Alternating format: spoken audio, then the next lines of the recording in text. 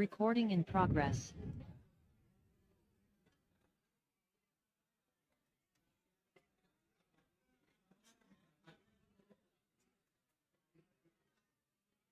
Good morning. Namaste everyone. Happy learning to all of you. AFM में हम लोग एक काफी इंटरेस्टिंग टॉपिक शुरू कर रहे हैं आज, विच इज डेरिवेटिव्स, जिसका ऑफ कोर्स एग्जाम एप्लीकेशन तो है ही है, बट रियल लाइफ एप्लीकेशन भी ढेर सारा है. सो काफी नई या अलग चीज है एंड पॉसिबली जिसका इंटरमीडिएट लेवल पे बहुत ज्यादा रेफरेंस कुछ नहीं देखा आपने, वैसा ये टॉपिक है डेरिवेटिव्स. 3 मेजर पार्ट सम्स के पर्सपेक्टिव से डिवाइडेड है इसमें. एक फॉरवर्ड्स, दूसरा फ्यूचर्स, तीसरा ऑप्शंस. वैसे एक और डेरिवेटिव भी होते हैं स्वॉप्स, बट उसको एक अलग चैप्टर में कवर किया हुआ है. बट हम ये सब समझें उससे पहले हम थोड़ा और बेसिक से जाते हैं और ये समझते हैं कि प्रिंसिपली डेरिवेटिव्स होते क्या है. डेरिवेटिव्स की डेफिनेशन आपने शायद बहुत बार हियर देयर सुनी होगी, या कभी रेफरेंस बहुत जगह कोई आपने सुना होगा. तो अगर हम उसको थोड़ा सा जॉट डाउन करें तो क्या होता है, derivatives are financial instruments which derive its value from underlying asset. From what? Underlying asset. जब हम ये प्रिंसिपली देखते हैं तो इसको हम थोड़ा सा 3 हिस्सों में बांट देते हैं. पहला, ये क्या है, एक फाइनेंशियल इंस्ट्रूमेंट. दूसरा, उसकी वैल्यू डिराइव करेगा वो, ठीक है, किस से? तीसरे पहलू से, जिसको हम लोग क्या बोलेंगे, अंडरलाइंग असेट. अब ये क्या हो रहा है उसको सिंपल टर्म्स में मैं ट्राई करता हूं कि फ्रंट करूं कि मैंने कोई एक कॉन्ट्रैक्ट किया है और उस कॉन्ट्रैक्ट की वैल्यू ऊपर नीचे होगी. ऊपर भी हो सकती है, नीचे भी हो सकती है, डिपेंडिंग ऑन जो मेरा अंडरलाइंग असेट है उसकी प्राइस जब ऊपर नीचे हो रही है. तो जैसे जैसे प्राइस ऊपर नीचे होगी, किसकी? अंडरलाइंग एसेट की, मेरा जो फाइनेंशियल इंस्ट्रूमेंट है, मेरा जो फायदा नुकसान है, वो भी ऊपर नीचे हो सकता है. उसको हम लोग क्या बोलते हैं? Derivative contract. Like shares, this is also a financial instrument. Like bonds, this is also a financial instrument, but it is a bit complex as compared to equity shares or bonds. जैसे मुझे बताओ, bonds की price बहुत ज्यादा ऊपर नीचे होती है क्या, या नॉर्मली कांस्टेंट रहती है? होती है, बट इतना ज्यादा उसमें वेरिएबिलिटी नहीं आती, राइट? मुझे बताओ, इक्विटी शेयर्स की प्राइस ऊपर नीचे होती है क्या? क्यों? क्योंकि प्रिंसिपली अगर ट्रेडेड सिक्योरिटी है वो तो डिमांड सप्लाई गॉन करती है. जो खरीद रहा है उसको लग रहा है कि फ्यूचर में वैल्यू बढ़ेगी, और जो बेच रहा है उसको लग रहा है कि मेरा हो गया, ठीक है, मैं एग्जिट कर रहा हूं. डेरिवेटिव्स में जो वैल्यू है वो डिराइव होगी किसके बेस पे? अंडरलाइंग असेट के बेस पे. तो यहां पे भी लाइक शेयर, लाइक सब्जी मंडी, लाइक साड़ी मंडी, लाइक एनी सॉर्ट ऑफ मंडी, कोई भी मार्केट कब क्रिएट होता है? जब 2 पार्टीज होती है. कौन कौन? एक बायर और एक सेलर. तो यहां पे भी 2 पार्टीज का होना काफी इंपॉर्टेंट है या बहुत जरूरी है, मैं कहूंगा. और जब एक बायर और सेलर जिनका ओपोजिट पर्सपेक्टिव है, ठीक है, एक खरीदना चाह रहा है, एक बेचना चाह रहा है, तो ही मार्केट क्रिएट होगा. और इसमें ऑफ कोर्स एक बिचौलिया चाहिएगा, क्योंकि पूरे इंडिया में कहां पे कौन है मुझे तो क्या पता. तो कौन बीच में आएगा? एक्सचेंज. और एक्सचेंज की रूटिंग किसके थ्रू होगी? ब्रोकर्स के through. So if you see the technical system, it is exactly replica of securities market of equities. उसमें भी तो यही होता है कि बीच में एक्सचेंज आ रहा है, उसके ब्रोकर्स और सब ब्रोकर्स है, किसी एक को खरीदना है, किसी एक को बेचना है. ये सेम चीज हो रही है, बट इसकी जो टर्मिनोलॉजीज है वो अलग है एज कंपेयर टू इक्विटीज और I must say bond markets. इसीलिए इसको एक सेपरेट असेट क्लास का नाम दिया गया है, जिसको हम लोग क्या बोलते हैं, डेरिवेटिव्स ही बोलते हैं। तो हम वापस, ये इसका सिंपलेस्ट फॉर्म ऑफ इक्वेशन है क्या, what are derivatives, they are financial instruments who derive या विच डिराइव देयर वैल्यू, ठीक है, फ्रॉम अंडरलाइंग असेट। ठीक है, तो प्रिंसिपली अगर हम इसको मैचअप करना चाहें तो हम लोगों को तीन चीजों पे फोकस करना है कि ये एक फाइनेंशियल इंस्ट्रूमेंट है, इनकी वैल्यू डिपेंडेंट है किस पे, अंडरलाइंग असेट पे। जैसे कि मैंने रिलायंस का फ्यूचर खरीदा, रिलायंस इंडस्ट्रीज लिमिटेड का फ्यूचर खरीदा। अब कैसे मूवमेंट होता है, जब रिलायंस का मार्केट प्राइस बढ़ेगा उसकी फ्यूचर की वैल्यू भी बढ़ जाएगी, जब रिलायंस के स्टॉक का मार्केट प्राइस गिरेगा उसकी फ्यूचर की वैल्यू भी गिर जाएगी। मैं अभी ये नहीं बता रहा कि रिलेशनशिप डायरेक्ट है इनडायरेक्ट है, वो सब बाद में आएगा। अभी तो मैं सिर्फ ये बता रहा हूं कि कोई रिश्ता होगा, किससे कोई रिश्ता होगा, अंडरलाइंग असेट से कोई ना कोई डेफिनेट रिश्ता होगा। ठीक है, तो वो हम देख रहे हैं। तो आप इंडिया में तो क्या है ना, बेसिकली ये एक तरह से शर्त लगाने जैसा ही हो गया। ठीक है, क्यों शर्त लगाने जैसा हो गया, दो जन मिल गए, एक को लग रहा है कि नहीं इसकी वैल्यू बढ़ेगी, एक को लग रहा है कि इसकी वैल्यू गिरेगी। ठीक है, सो ये पार्ट है। जैसे कि सपोज ये एक डिजिटल पेन, मतलब सपोज क्या, ये तो पेन है ही है, ठीक है, ये डिजिटल पेन है। सपोज मुझे ऐसा लग रहा है कि इस डिजिटल पेन की फ्यूचर में प्राइस गिरने वाली है। क्या होने वाली है, गिरने वाली है। ठीक है, क्या ये एक असेट है, यप। ठीक है, मुझे लग रहा है फ्यूचर में इसकी प्राइस क्या होगी, गिरेगी।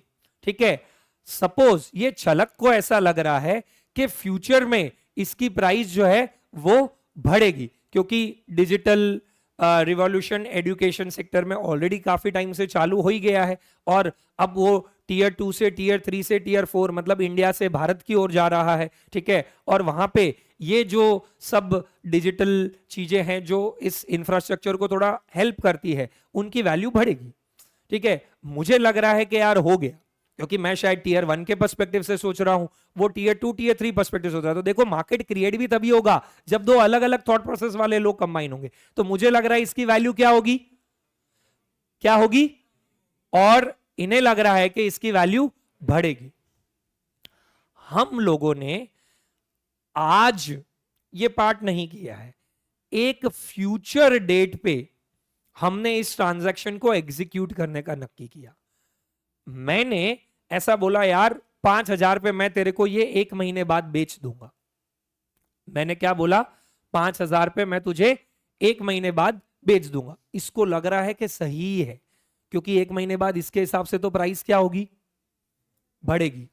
तो हमने आज एक कॉन्ट्रैक्ट कर लिया, ठीक है, जिसका अंडरलाइंग एसेट क्या है, ये डिजिटल पेन। और क्या ये एक कॉन्ट्रैक्ट हो गया है, हाँ, ठीक है। इस कॉन्ट्रैक्ट की वैल्यू किस पे डिपेंड करेगी, इस अंडरलाइंग एसेट पे डिपेंड करेगी। अब दो पहलू से हो सकता है ये, पहला कि एक्चुअल 1 महीना हो गया, हमने इसकी बाजार में रेट पता की, सपोज इसकी रेट हो गई है 6,000, क्या हो गई है 6,000। मुझे बताओ किसको फायदा होगा, मैं सेलर था, ये बायर था, मैंने 5,000 की सेलिंग प्राइस ऑफर की थी, इसने एक्सेप्ट कर ली थी, हमने 1 महीने बाद की टाइमलाइन नक्की की थी, और 1 महीने बाद की टाइमलाइन नक्की हो गई, और एक महीने बाद इसका प्राइस 6,000 है। तो किसको फायदा हुआ, सेलर ऑफ द कॉन्ट्रैक्ट या बायर ऑफ द कॉन्ट्रैक्ट? क्यों बायर, बताइए? क्योंकि वो इसको 5,000 में खरीद के बाहर कितने में बेच सकता है, 6,000 में बेच सकता है। तो इस कॉन्ट्रैक्ट की वैल्यू 1,000 रुपए हो गई, क्या मैं ऐसा बोल सकता हूं? इस कॉन्ट्रैक्ट की वैल्यू 1,000 रुपए हो गई। कैसे 1,000 रुपए हो गई, 5,000 का असेट है जिसपे नक्की हो रहा है ये, और 1,000 रुपए ये है। क्योंकि अगर मैं कैश में सेटल करता हूं, सपोज डिलीवरी नहीं देता हूं, तो मैं इसको सिर्फ 1,000 रुपए दे दूंगा तो भी इसका काम हो जाएगा। कैसे काम होगा, 5,000 ये मुझे देने वाला था, ठीक है, और बाद में 6,000 में बेचने वाला था, तो इसे 1,000 ही मिलता ना, मैंने इसको सीधा 1,000 दे दिया, is that also okay? Yup. तो जैसे प्राइस चेंज हुआ, ये कॉन्ट्रैक्ट की वैल्यू ऊपर नीचे हुई based on the underlying asset. यहां पे मैं फॉरवर्ड की बात कर रहा हूं, फ्यूचर की बात कर रहा हूं, ऑप्शन की बात कर रहा हूं, वो साइड पे रखना है। पहले तो मैं कॉन्ट्रैक्ट की बात कर रहा हूं, वो समझना बहुत जरूरी है, ठीक है, वो समझना बहुत जरूरी है। तो अब सपोज इसकी प्राइस एक महीने बाद 4,500 हो गई, 4,500, तो क्या होगा बताओ, किसे फायदा होगा, मुझे या बायर ऑफ द कॉन्ट्रैक्ट को? क्यों सेलर ऑफ द कॉन्ट्रैक्ट को, मतलब सेलर ऑफ द असेट को फायदा होगा इधर? क्योंकि इसने मुझे वादा किया था कि जो भी हो जाए मैं 5,000 रुपए पे खरीदूंगा, जो वादा किया वो निभाना पड़ेगा, ठीक है। तो इसे ये 5,000 रुपए में डिजिटल पेन खरीदना पड़ेगा। ये बाजार में बेचने जाएगा तो कितने में मिलेगा? 4,500 ही मिलेगा। तो टेक्निकली तो इसे 500 का लॉस हो गया। तो दो तरीके से सेटल किया जा सकता है, या तो ये पेन लेके मुझे 5,000 दे दे, जिसको हम बोलेंगे डिलीवरी बेस्ड सेटलमेंट। क्या बोलेंगे उसको? Delivery based settlement. और या फिर ये मुझे सीधा क्या कर सकता है, 500 रुपए दे देगा, मेरा काम हो जाएगा, क्योंकि मैं मार्केट में बेचूंगा तो मुझे कितना मिलेगा? 4,500, और 500 मुझे इससे मिल गया, तो क्या मुझे मेरा 5,000 मिल गया है? हाँ। हम लोग यहां पे फ्यूचर सेटलमेंट की बात कर रहे हैं, अभी तुरंत नहीं हो रहा। तुरंत होता होता तो वो कैश मार्केट ट्रांजैक्शन हो गया ना। जैसे आज आप कोई रिलायंस इंडस्ट्रीज लिमिटेड का शेयर रोकड़ा देके खरीद रहे हो, that is cash market transaction. But पूरा पैसा नहीं दे रहे हो, एक कॉन्ट्रैक्ट में एंटर कर रहे हो based on your prediction of the price, तो उसको हम लोग क्या बोलेंगे? डेरिवेटिव कॉन्ट्रैक्ट बोलेंगे। बहुत पास में जाके इसका बेसिक बेस देखे तो ये सबसे पहले इंट्रोड्यूस हुआ था हेजिंग के लिए। हेजिंग मतलब रिमूवल ऑफ रिस्क। कैसे? एग्रीकल्चरल प्रोड्यूस फार्मर्स का बहुत सारा निकलता था। अभी क्या हो रहा है, अभी सपोज रेनी सीजन चल रहा है, ठीक है, और प्रोड्यूस होने वाला है, ठीक है। अभी जो भी मेरी क्वांटिटी है, ठीक है, 2,000 टन, 5,000 टन, 10,000 टन, व्हाटएवर भी, मुझे लग रहा है कि यार 3 महीने तक का वेट करना थोड़ा अनसर्टिनिटी लग रही है। क्यों? हो सकता है कि तब प्राइस कम भी हो सकता है प्राइस ज्यादा भी हो सकता है। मतलब इस बार अभी तक की जो न्यूज है उसके हिसाब से क्या लग रहा है कि we are having good rainfall, ठीक है, और भारत एक कृषि प्रधान देश है, तो भी बेसिकली ज्यादा एग्रीकल्चरल प्रोड्यूस होगा, तो बेसिकली सप्लाई ज्यादा हो गई, तो मुझे लग रहा है कि यार ये इसकी प्राइस तो शायद कम हो जाए। और मुझे एक बायर मिल गया कि 3 महीने बाद मैं इसको खरीदने पे रेडी हूं, तो मैंने मेरा रिस्क हेज कर दिया। कैसे? Instead of waiting for 3 months for the actual price, I decided with the price today itself. तो कोई बोलेगा कि सर सामने वाली पार्टी को तो फिर नुकसान है ना। नहीं, उसका पर्सपेक्टिव अलग है, मेरा क्या पर्सपेक्टिव है बताइए? मुझे लग रहा है 3 महीने बाद प्राइस शायद कम होगा, तो क्यों नक्की करना, क्यों रिस्क लेना, ठीक है। सपोज 15 रुपए किलो पे बिक रहा है, तो आज कॉन्ट्रैक्ट बेच के नक्की करो, मतलब कॉन्ट्रैक्ट में एंटर करके नक्की करो। उसे लग रहा है कि क्या हो रहा है, एक्सपोर्ट की अपॉर्चुनिटीज बहुत बढ़ने वाली है, ठीक है, और बाहर की जो कंट्रीज है वहां पे जो कंट्रीज जिस प्राइस पे खरीद रही है, हमारी कंट्री की प्राइस तो अभी भी बहुत कम है, और जब लोगों को ये पता चलेगा तो सब जन ये वर्क करेंगे, तो अचानक से सप्लाई के साथ ज्यादा डिमांड बढ़ जाएगी। इसका पर्सपेक्टिव वो है। तो इसलिए क्या हो रहा है, बेसिकली प्राइस इसको लग रहा है 15 से ज्यादा होगी। तो क्या कर रहे हैं हम लोग, यहां पे हमारा अंडरलाइंग एसेट क्या है? सपोज गेहूं, ठीक है, तो गेहूं अंडरलाइंग एसेट हो गया, ठीक है। मैं जो सेल कर रहा हूं, ठीक है, मैंने कॉन्ट्रैक्ट को शॉर्ट कर दिया, क्या बोलेंगे उसको? शॉर्ट। और सामने वाली पार्टी जो बाय कर रही है कॉन्ट्रैक्ट, ठीक है, या who's agreeing to buy the underlying asset, उसने क्या कर दिया?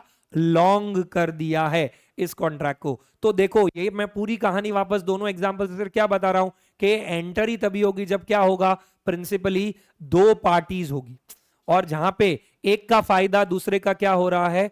नुकसान, या दूसरे का फायदा पहले का क्या हो रहा है? नुकसान, और बीच में एक सेटलमेंट है पार्टी, जो कौन है? एक्सचेंज और ब्रोकर्स, वो हम दोनों को मिलाने का क्या ले रहे हैं? ब्रोकरेज।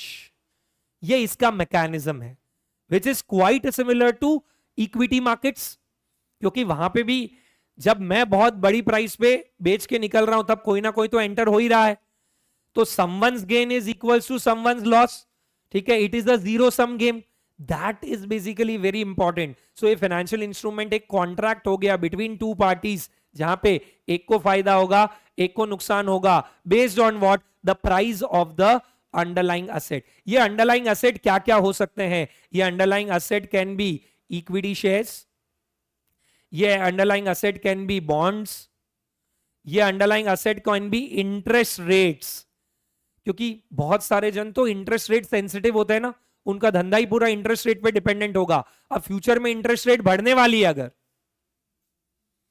तो मेरे को नुकसान होने की संभावना है पूरी, मैं हेज कर सकता हूं, ठीक है, by entering into a contract. तो ये इंटरेस्ट रेट भी हो सकता है, it can be also as complex as a weather, weather derivatives भी आते हैं, टेम्परेचर इस रेंज से ऊपर गया, इससे कम हुआ, बारिश इससे ज्यादा हुई, इससे कम हुई, ठीक है, ये सब, तो इट कैन बी एनीथिंग, ठीक है। बट अभी हम लोग कॉम्प्लेक्सिटी पे नहीं जाके उसको अगर सिंपल पर्सपेक्टिव से देखें तो आप देखो, क्योंकि हमारा इस चैप्टर में मेजरली इक्विटी के आजू बाजू ही घूमने वाला है, फिर एक और चैप्टर है चैप्टर नंबर 12, उसमें इंटरेस्ट रेट्स के आजू बाजू घूमेंगे, ठीक है। तो अंडरलाइंग असेट कुछ भी हो सकता है, it can be equity, it can be bonds, it can be interest rate, it can be a commodity, जैसे ये डिजिटल पेन एक कमोडिटी है, जैसे मैंने अभी गेहूं बोला वो क्या है, कमोडिटी है, गोल्ड सिल्वर ये सब कमोडिटीज है, इसमें फ्यूचर्स ऑप्शंस इजीली अवेलेबल होते हैं, और हमने देखा भी है कि उस पर ट्रेडिंग भी होती है। तो अभी तो सिर्फ मैं नए नए ऐसा बोल दो वर्ड्स इंट्रोड्यूस कर रहा हूं वहां पे, ठीक है। तो क्या हो रहा है, जहां पे ओरिजिनली ये 300-350 साल पहले, ठीक है, जब फार्मर्स लोगों ने क्या किया, बेसिकली अपना एग्रीकल्चर प्रोड्यूस किया, तो कुछ लोग रिवर्स साइकोलॉजी वाले आए, उन्होंने बोला यार हम तुमको आज ही एक प्राइस कमिटमेंट देने को रेडी है। फार्मर को क्या लगा, अच्छी बात है, शायद प्राइस कम हो तो मुझे मिनिमम इतना तो मिल जाएगा, तो क्या फार्मर हेज हो गया इसमें? हाँ, कैसे हेज हुआ? क्योंकि उसने आज ही एक प्राइस कमिट कर दिया है, अब फ्यूचर डेट पे क्या करेगा, वो डिलीवरी दे देगा।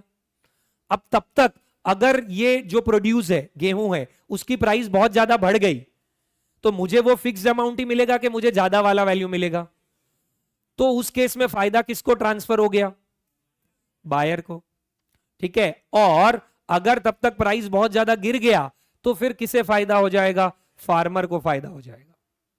तो जब मैं कोई ऑलरेडी एक कमोडिटी या एक पोजीशन में एंटर हुआ हूं, ठीक है, क्योंकि मेरे पास क्या है, मेरे पास तो ये स्टॉक पड़ा है ना, खरीद रखा है, तो उसकी प्राइस गिरेगी तो नुकसान होगा, तो मैंने हेजिंग कैसे की, सामने मैंने कॉन्ट्रैक्ट ऐसा कर लिया कि प्राइस गिरने पे मुझे फर्क ही नहीं पड़े, तो एक का फायदा दूसरे का नुकसान सेटअप हो जाता है अंडर अ डेरिवेटिव कॉन्ट्रैक्ट। ये इसका पहला यूटिलिटी है जिसको हम लोग क्या बोलते हैं, हेजिंग, ठीक है। एक और एग्जांपल पुटअप करता हूं, सपोज मेरे पास 2000 शेयर रिलायंस इंडस्ट्रीज के पड़े, अब मुझे लग रहा है टेम्पररी मार्केट बहुत अनसर्टन है, इसलिए रिलायंस का स्टॉक प्राइस गिरने वाला है, ठीक है। तो रिलायंस का स्टॉक प्राइस गिरेगा और मैं लॉन्ग हूं, मैंने खरीद रखा है, तो मुझे फायदा होगा कि नुकसान होगा, नुकसान, गुड, ठीक है। अब क्या हो रहा है, पर नुकसान होगा तो आप सबसे ऑब्वियस क्या बोलोगे, सर बेच दो ना अगर गिरने वाला है तो, ठीक है, लेकिन मुझे बेचना नहीं, क्योंकि बेचूंगा तो टैक्स लग जाएंगे अननेसेसरी, क्योंकि मेरे को लॉन्ग रन में तो होल्ड करना ही है, टेम्पररी सिनेरियो अनसर्टन है सिर्फ। तो मैं क्या कर सकता हूं, इसको हेज करने के लिए मैं क्या करूंगा, ये कैश मार्केट हुआ, मैं डेरिवेटिव मार्केट में ऑपोजिट पोजीशन लूंगा, मतलब मैं वहां पे शॉर्ट कर दूंगा, ठीक है। क्यों कैसे वो बताएंगे, बट अभी तो मैं सिर्फ हेजिंग का यूटिलिटी बता रहा हूं। तो अब अगर प्राइस गिरेगा तो मैंने रिलायंस जो खरीद रखे थे उस पे मुझे फायदा होगा कि नुकसान होगा, बोलो नुकसान, और मैंने डेरिवेटिव्स में शॉर्ट कर दिया है, उधर अगर प्राइस गिरा तो मुझे उधर फायदा होगा कि नुकसान होगा, फायदा। तो एक मार्केट का फायदा दूसरे मार्केट के नुकसान से सेटअप हो गया। बहुत सारे जन इसलिए डेरिवेटिव्स को किस पर्पस के लिए यूज करते हैं, they use it for hedging, they use it for what, hedging, but there are many others who have a skill set या who develop a skill set understand how the markets behave, understand how the prices work and use it for speculation, मतलब कमाई के लिए। तो मुझे लग रहा है कि रिलायंस फ्यूचर्स, मतलब रिलायंस की प्राइस बढ़ेगी, मैं इक्विटी मार्केट में एंटर होने की जगह पे मैं फ्यूचर्स खरीद रहा हूं, मैं उसका कॉल ले ले रहा हूं। तो जब मैं ऐसा कर रहा हूं तो मैंने क्या किया, स्पेक्यूलेशन के लिए उसको यूज किया है वैसा। सो derivatives are financial instruments who derive its value from an underlying asset where there are two parties, one a buyer, one the seller. There is an exchange which is a facilitator in between, and the objective can be of course hedging as well as what, speculation. ये हमारा part, तो ये अलग दुनिया है एक, जैसे equity एक अलग दुनिया है, ठीक है, बॉन्ड मार्केट्स एक अलग दुनिया है, ठीक है, वैसे कमोडिटीज एक अलग दुनिया है, फॉरेन एक्सचेंज एक अलग दुनिया है, इंटरेस्ट रेट्स एक अलग वर्ल्ड है, वैसे डेरिवेटिव्स है। बट डेरिवेटिव्स इन सबके वर्ल्ड में आता है। क्यों इन सबके वर्ल्ड में आता है? क्योंकि मैंने जितने भी एग्जांपल लिए, gold, silver, commodities, equities, bonds और may be agricultural produce, interest rates, इन सब को अंडरलाइंग एसेट बना के हम क्या क्रिएट कर सकते हैं, डेरिवेटिव्स का एक कॉन्ट्रैक्ट क्रिएट कर सकते हैं। आइडिया आया गाइस, क्या बताना चाह रहे हैं? सो ये डेरिवेटिव बनता है। अब मैं एक नॉर्मल पुटअप करता हूं, मतलब मुझे ये डाउट आया था कि क्या फिर ड्रीम 11 पे टीम बनाना अब संभव होगा कि नहीं पता नहीं, ठीक है, लेकिन ड्रीम 11 पे टीम बनाना भी तो एक डेरिवेटिव कॉन्ट्रैक्ट ही हो गया, क्योंकि हम एक टीम बना रहे हैं, ठीक है। वहां पे क्या हो रहा है, अंडरलाइंग प्लेयर परफॉर्मेंस है, और वो परफॉर्मेंस अच्छा करेगा तो मैं कमाऊंगा, ठीक है, खराब होगा तो मैं नहीं कमाऊंगा। तो is it a derivative contract और not? I want to know your opinion.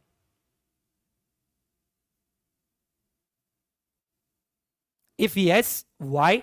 If no, why? We can be wrong. That's a separate part. But at least we must think. That's the important part.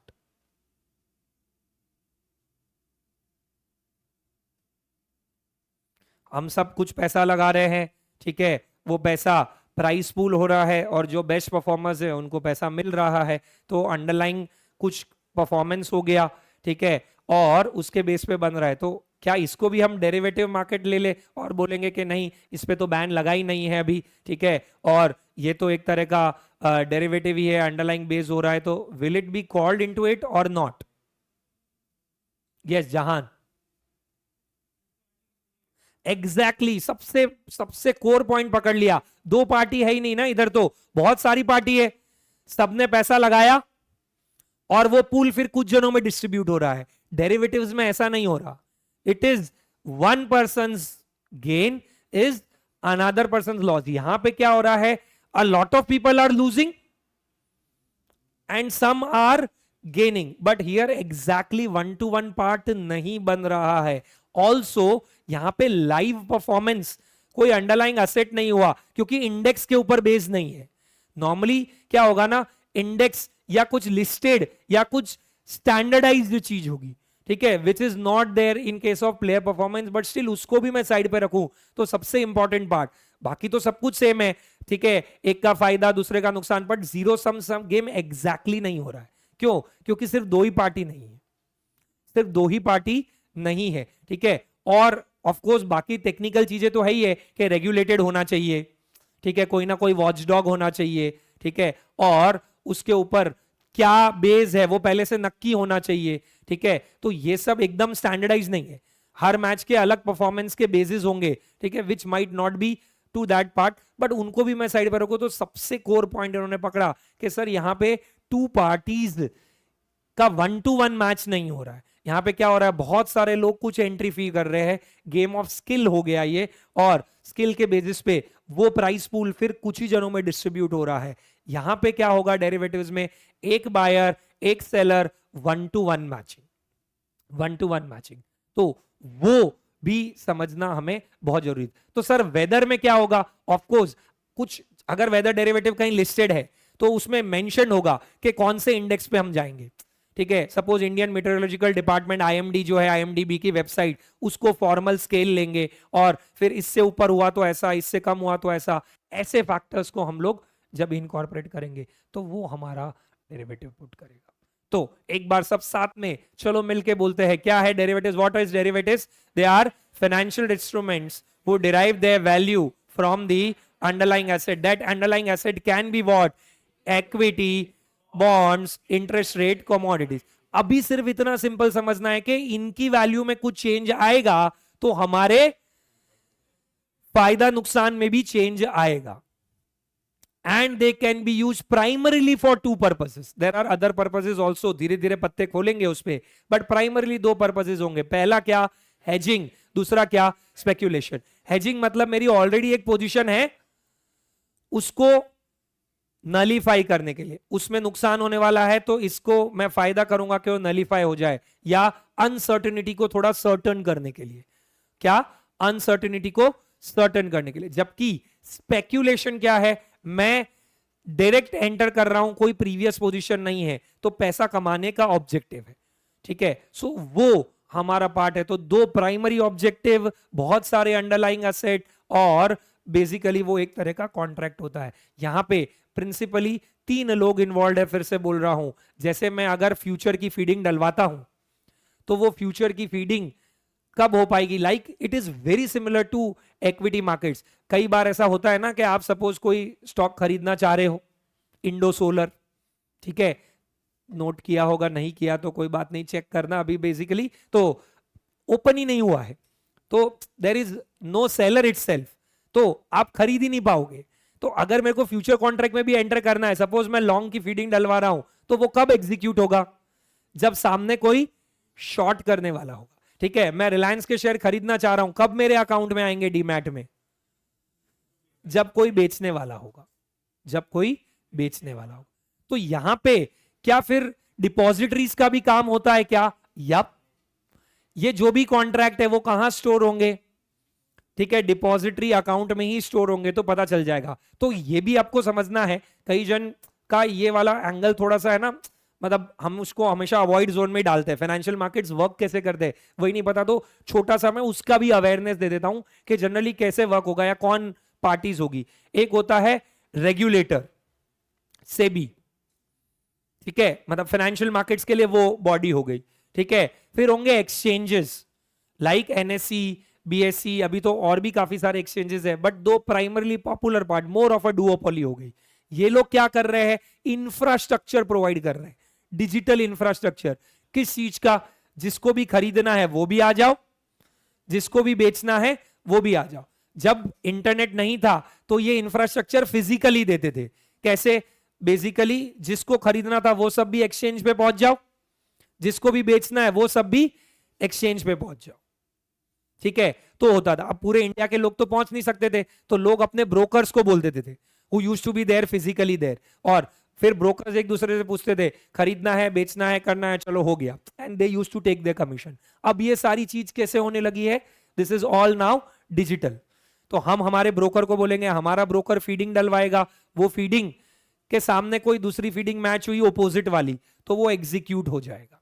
और जैसे ही execute होगा, हमारे जो depositories है, अभी just, ठीक है, NSDL list हुआ, सीडीएसएल हैज बीन देयर, ठीक है, till good time. So basically उनके पास डिजिटल लॉकर्स है। डिजिटल लॉकर्स मतलब सबका एक यूनिक लॉकर है, उस लॉकर में सबके शेयर्स और जो भी फाइनेंशियल इंस्ट्रूमेंट्स है वो स्टोर्ड है। आजकल म्यूचुअल फंड भी डिजिटली स्टोर होते हैं, ठीक है, बॉन्ड्स भी डिजिटली स्टोर होते हैं, और डेरिवेटिव्स भी डिजिटली स्टोर होते हैं। तो जब मैं कुछ चीज बेचूंगा तो क्या होगा, मेरे लॉकर से निकल जाएगा और कहां पे पहुंच जाएगा, वो जिसने खरीदा है उसके लॉकर में चला जाएगा। तो there are depositories who provide depository services, ठीक है, there are exchanges who provide what, convenience services, there are brokers who are a part of the exchange mechanism system, and then there is a buyer and a seller. ये same पूरा का पूरा system जो equity markets में होता है वो derivatives में भी है, वो डेरिवेटिव्स में भी है ही है। स्पेशली कब, जब हमें फ्यूचर्स और ऑप्शंस एंटर करने होते हैं। अब मैं डेरिवेटिव्स के टाइप्स बता रहा हूं, ठीक है। डेरिवेटिव्स 4 ब्रॉडर कैटेगरीज में डिवाइडेड है, साथ में बोलेंगे मेरे कौन कौन से, फॉरवर्ड्स, फिर फ्यूचर्स, फिर ऑप्शंस और स्वॉप्स। वापस कौन कौन से, पहला फॉरवर्ड्स, फिर फ्यूचर्स, फिर ऑप्शंस, स्वॉप्स, ठीक है। हम पहले थोड़ा फॉरवर्ड के बारे में समझेंगे, फिर फ्यूचर के बारे में समझेंगे, फिर ऑप्शन के बारे में समझेंगे। 10 मिनट का काम नहीं है, एकदम ऑल टुगेदर नया है, क्योंकि आपको क्या समझना है, हो कैसे रहा है वो पता करना है। वो समझ गए ना, then it is very easy. It is like कि आपको आईपीओ का एप्लीकेशन कैसे होता है वो तरीका पता होना चाहिए. या शेयर्स जो है वो कंपनी कोई आईपीओ लेके आ रही है तो इनिशियली मंगा कैसे, वो तरीका पता होना चाहिए. वो नहीं पता तो होगा. तो we need to understand the process. Once we understand the process, rest all things become very very simple. तो अभी हम थोड़ी चर्चा करेंगे फॉरवर्ड्स में. उसको मैं कंपेयर करके बताऊंगा फ्यूचर्स से. उसको हम कंपेयर करेंगे ऑप्शन से. फिर ही हम सम्स में जाएंगे. तो इनिशियली हमें ढेर सारी इंफॉर्मेशन को प्रोसेस करना है. जैसे अभी तक ही हो सकता है कई जनों ने लाइफ में पहली बार ही शायद ये सारे टर्म्स पहली बार सुने हो. वही अंडरलाइंग असेट, ठीक है, hedging, speculation, derived value, financial instruments, इन फैक्टर्स को इनकॉर्पोरेट करना है. ठीक है. मैंने जो थोड़ी देर पहले डिजिटल पेन का एग्जाम्पल दिया था, जहां पे मैं एक्चुअली इसको ये पेन ट्रांसफर कर दे रहा हूं, तो वो एक क्लासिक एग्जाम्पल हो गया फॉरवर्ड कॉन्ट्रैक्ट का. क्या हो गया? Classic example of a forward contract. कैसे? समझिए. फॉरवर्ड कॉन्ट्रैक्ट मतलब उसमें एक्चुअल डिलीवरी होती है मेजॉरिटी केसेस में. कैश सेटलमेंट भी हो सकता है बट एक्चुअल डिलीवरी होती है. ठीक है. क्या होता है forward contract? Forward contract is where two parties enter into a contract for buying or selling an underlying asset at a specified rate on a specified date. Again, forward contract is a contract where two parties enter into buying or selling an underlying asset at a specified date of future at a specified rate. हमने भविष्य में किस rate पे सौदा होगा उसको आज ही नक्की कर दिया. तो कोई बोलेगा सर फिर इससे फायदा नुकसान कैसे हो सकता है? क्योंकि आज से लेके भविष्य तक जो वो अंडरलाइंग एसेट है उसकी प्राइस चेंज हो सकती है, और जिस डायरेक्शन में चेंज होगी उसके हिसाब से नक्की होगा कि किसको फायदा हुआ है या किसको नुकसान हुआ है. बट यहां पे क्या इंपॉर्टेंट पार्ट है कि मेजरली आपके फॉरवर्ड कॉन्ट्रैक्ट है वो डिलीवरी बेस्ड होते हैं. बहुत जन बोले वापस वैसा, वो क्या होते हैं? डिलीवरी बेस्ड होते हैं. जैसे कि मैंने जो फार्मर वाला एग्जांपल दिया था, जहां पे मैं गेहूं को एक्चुअली ये बायर को ट्रांसफर कर दे रहा हूं, वो भी एक क्लासिक एग्जांपल है. किसका? फॉरवर्ड कॉन्ट्रैक्ट का. ठीक है. मेरे पास 2000 टन गेहूं पड़ा है. अभी मुझे लग रहा है उसकी रेट 15 है.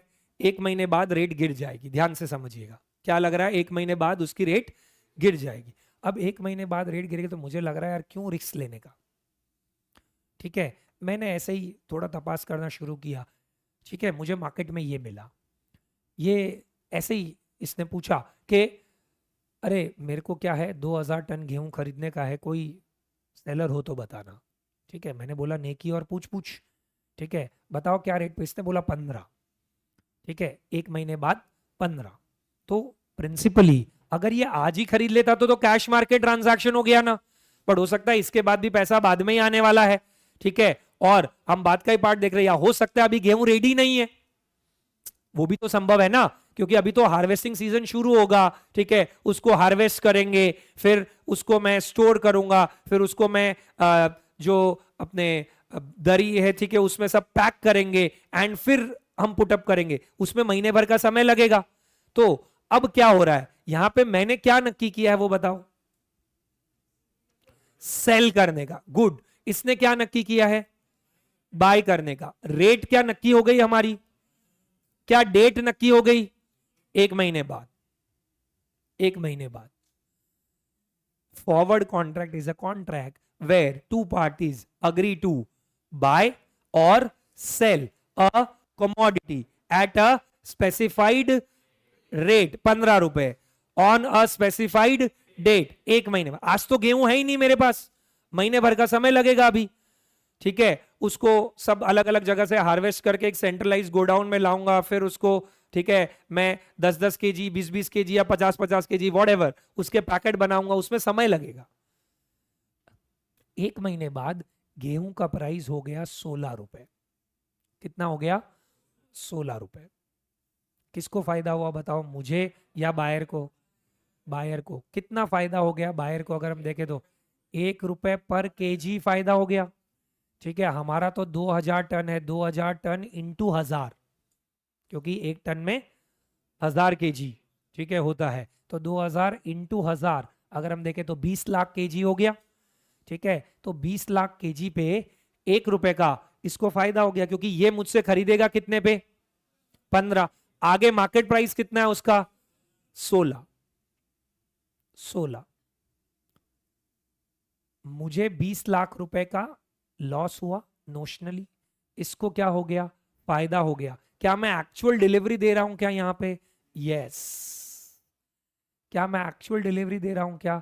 यस। फॉरवर्ड कॉन्ट्रैक्ट का सबसे इंपॉर्टेंट कैरेक्टरिस्टिक, यहां पे हम दोनों एक्सचेंज पे मिले थे कि एवे ही मिल गए? एक्सचेंज पे नहीं मिले हम लोग। ठीक है, एक्सचेंज पे कैसे मिलते हैं? मैंने फीडिंग डलवा दी सामने वाली पार्टी को, मैं जानता भी नहीं हूं। आपने आज तक हजारों ट्रांजैक्शन शेयर के किए होंगे, किसने बेचा पता है क्या आपको? You never know. That's how the system works. But यहां पे मैं किसको बेच रहा हूं पता है क्या? हाँ। तो फॉरवर्ड कॉन्ट्रैक्ट क्या होता है? Over the counter. इसको क्या बोलते हैं? ओटीसी। क्या बोलेंगे इसको? ओटीसी। ओटीसी मतलब क्या हो गया? Over the counter. जहां पे डिलीवरी बेस्ड मोटा मोटी सेटलमेंट होता है। डिलीवरी बेस्ड मतलब 1 महीने बाद मैं इसको क्या करूंगा? वो 20 लाख केजी की डिलीवरी दे दूंगा, ये मुझे क्या करेगा? 15 रुपए दे देगा। मैं अगर ये कॉन्ट्रैक्ट में नहीं एंटर होता तो मैं 16 रुपए पे बेच सकता था, लेकिन वाइस वर्सा भी तो हो ही सकता था कि वो 14 और 13 भी हो सकता था। तो मैंने तो हेजिंग कर दी। क्यों हेजिंग कर दी? मेरी जो अनसर्टिनिटी थी कि 1 महीने बाद 13 होगा या 1 महीने बाद 16 होगा, वो पता ही नहीं था। मैंने उसको सर्टिनिटी में कन्वर्ट कर दिया। मैंने तो फिक्स कर दिया क्या? 15। That's how a forward contract is used for hedging purpose. बोलिए। और इसने तो स्पेक्यूलेशन के लिए किया ना, क्योंकि इसके पास तो अंडरलाइंग पहले से कुछ था नहीं। इसको लगा मुझे तो आज 15 पे नक्की हो रहा है और 1 महीने बाद वैल्यू बढ़ेगा ही, तो he entered for speculative purpose. ठीक है, अब सपोज 1 महीने बाद ये एक और, ठीक है, कहीं पे भी बेचता है तो इसको 20 लाख का तो चोखा फायदा हो गया ना। बोलिए, क्या हम लोग एक्सचेंज पे मिले कि ओवर द काउंटर मिले? क्या हमने डिलीवरी दी के कैश सेटल किया? डिलीवरी दी। क्या हमने टर्म्स आपस में नक्की किए कि एक्सचेंज ने हमें बताए? आपस में नक्की किया। ये फॉरवर्ड और फ्यूचर के डिफरेंस हमारे अपने आप कवर हो रहे हैं, क्योंकि जो फॉरवर्ड है वैसा ही फ्यूचर है। बट फ्यूचर्स कॉन्ट्रैक्ट आप किसके रूट के थ्रू जाते हो? Stock exchange. फॉरवर्ड में क्या होता है? सीधा डायरेक्टली हम लोग नक्की कर लेते हैं। फॉरवर्ड कॉन्ट्रैक्ट का प्रैक्टिकल, सबसे प्रैक्टिकल एग्जांपल है फॉरेन एक्सचेंज ट्रांजैक्शन में जो लोग डील करते हैं वो लोग। जैसे मैं एक्सपोर्टर हूं, एक्सपोर्टर हूं, ठीक है, और बेसिकली मैंने कुछ गुड्स एक्सपोर्ट किए।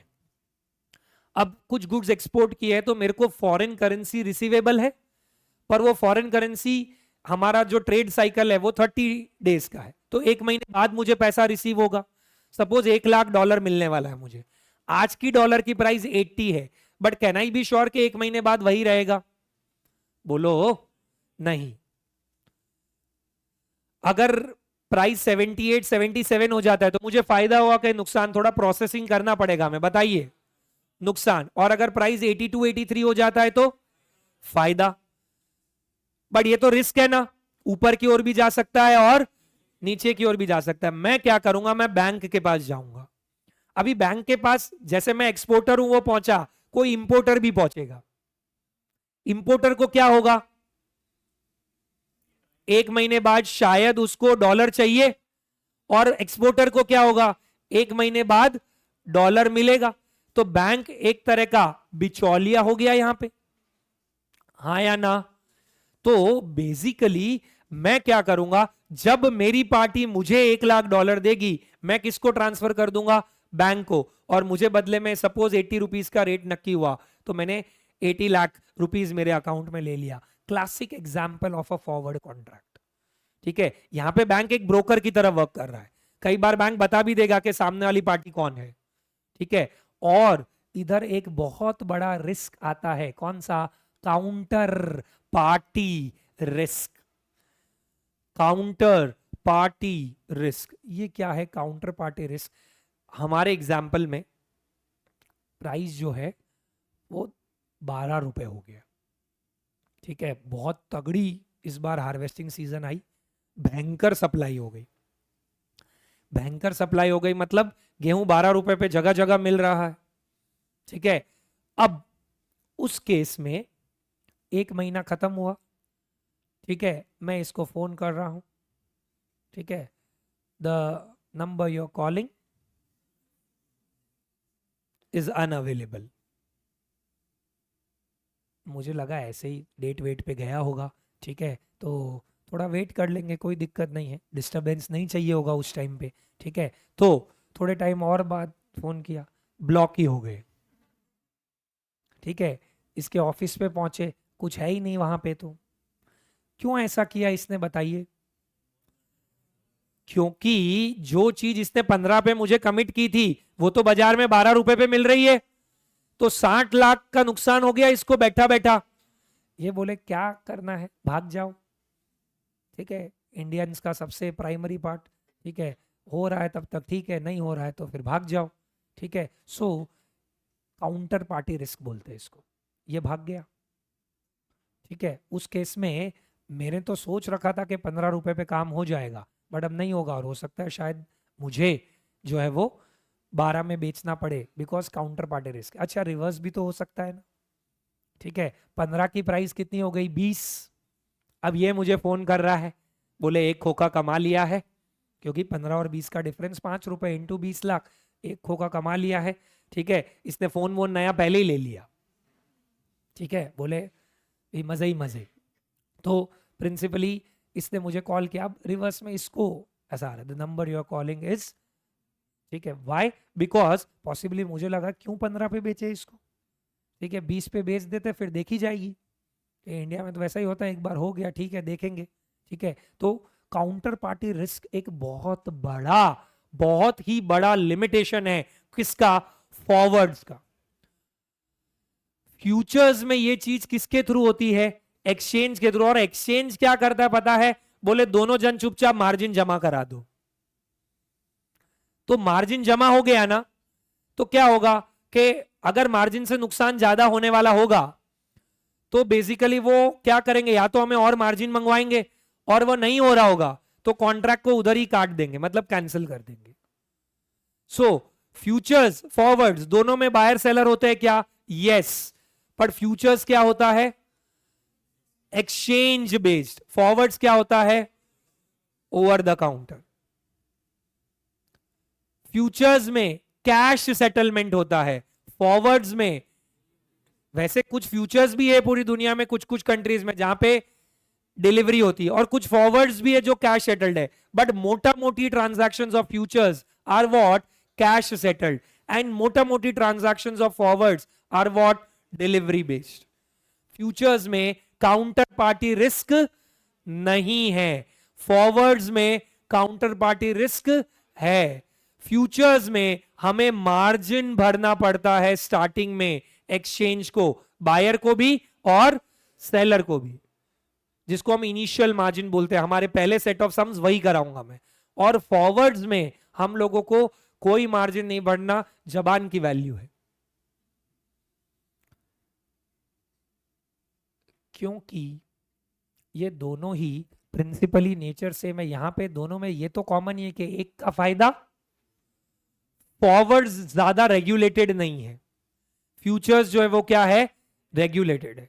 फॉरवर्ड्स में मोटा मोटी, या कई बार आपको पता होगा, स्पेशली जब आप ब्रोकर के थ्रू नहीं जा रहे, तो कि सामने वाली पार्टी कौन है। फ्यूचर्स में आपको कभी पता नहीं चलेगा, you will never know. Just like in equities, हमने आज तक जितने भी शेयर्स खरीदे हैं, ठीक है, कौन है सामने, वी नेवर नो, बिकॉज वो पूरा एक मैकेनिज्म के थ्रू हो रहा है, इसलिए। तो ये प्रिंसिपल पार्ट है between what, forwards and futures. Forwards and futures both can be used for both the purposes. Which are those both the purposes? Number 1 hedging, number 2, इसने तो स्पेक्यूलेट ही किया था ना कि प्राइस बढ़ेगी, ये ट्रेडिंग अपॉर्चुनिटी देख रहा था कि मैं 15 पे खरीदूंगा आगे बेच दूंगा, स्पेक्यूलेशन। मुझे लग रहा है रिलायंस का प्राइस बढ़ेगा, मैं उसका कैश मार्केट में एंटर नहीं करके मार्जिन बढ़ के फ्यूचर्स खरीद लिया, स्पेक्यूलेशन। बट मेरे पास ऑलरेडी वो स्टॉक है और मुझे लग रहा है गिरने वाला है, तो यहां मैं लॉन्ग कर रखा हूं, मैं इधर शॉर्ट कर दूंगा। तो this is what hedging. So derivatives are used either for hedging or for speculation. Their value changes based on the value of the underlying contracts, underlying asset. ठीक है, and that underlying asset can be equity, bond, interest rates, commodities. हम सबके ही questions देखने वाले हैं, सबके ही questions देखने वाले हैं। जैसे मैं कोई ज्वेलरी मैन्युफैक्चरर हूं, मेरी बड़ी चेन है ज्वेलरी मैन्युफैक्चरिंग की, अभी वेडिंग सीजन आने वाला है, उसके लिए थोड़ी डिमांड आएगी, मेरे पास गोल्ड स्टॉक में है नहीं।